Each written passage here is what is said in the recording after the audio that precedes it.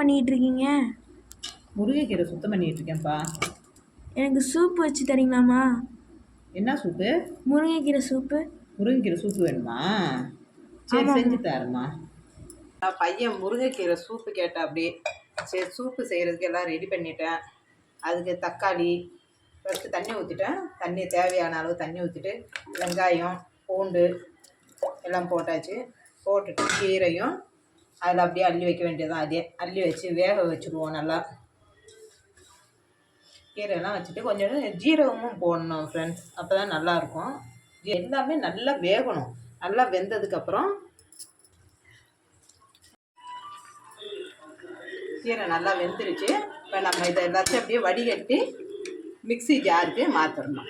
Mixie ஜாருக்கு மாற்றுறேன். ஏன்னா இதை நல்லா ஒரு அரைச்சிடணும். அரைச்சிட்டு இதே தண்ணியிலே நம்ம அதுக்கப்புறம் கொண்டு வந்து சேர்த்துக்கலாங்க அரைச்சதை.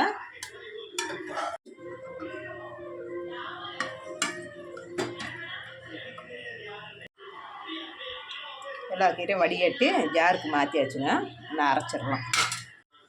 கீரையை நைஸாக அரைச்சாச்சுங்க. மிக்சி ஜாரில் போட்டு நம்ம அதில் திரும்ப அதே தண்ணியிலே நம்ம கலந்துருவோம். அந்த கீரை வெந்த தண்ணியிலேயும் நம்ம எல்லாத்தையும் ஊற்றிடுவோம். ஜார்லேயே தேவையான அளவு கொஞ்சம் தண்ணி ஊற்றிக்கோங்க. ஊற்றிட்டு உங்களுக்கு எந்த அளவுக்கு தண்ணி வேணுமோ அந்த அளவுக்கு சேர்த்துக்கோங்க. சூப்பு எந்த அளவுக்கு தேவைப்படுதுன்னு பார்த்து செஞ்சுக்கோங்க. நீங்கள் சேர்த்தாச்சு. இதில் இன்னும் நம்ம தேவையான அளவு உப்பு சேர்த்துக்குவோம். கொஞ்சம் மிளகுத்தூள், தேவையான அளவு மிளகுத்தூள் சேர்த்துக்குவோம். உங்களுக்கு உரப்புக்கு தகுந்த மாதிரி சேர்த்துக்கோங்க.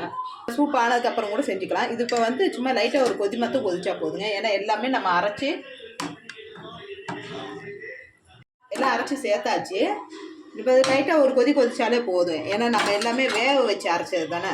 அதனால ரொம்ப நேரம் கொதிக்க வேண்டிய தேவையில்லை. இப்போ உப்பும் மிளகுத்தூளும் சேர்த்துட்டோம், அவ்வளோதான். இல்லை வேறு ஒன்றும் சேர்க்குறதுக்கு இல்லை. இல்லை லைட்டாக ஒரு கொதி மட்டும் கொதிச்சா போதுங்க. இந்த சூப்பு குழந்தைகளும் சரி பெரியவங்களாம் சரி எல்லாருமே குடிக்கிறது ரொம்பவே நல்லது. நீங்களும் போட்டு உங்கள் வீட்லேயும் குழந்தைகளுக்கும் கொடுங்க. சூப் ரெடி ஆகிடுச்சு. சூப்பு ரெடி ஆகிடுச்சு.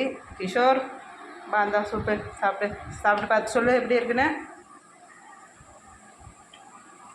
சூப்பராக இருக்குமா? சூப்பராக இருக்கா? சரி. ஹாய் ஃப்ரெண்ட்ஸ், நீங்களும் செஞ்சு சாப்பிட்டு பார்த்து சொல்லுங்கள் எப்படி இருக்குது என்னான்னு.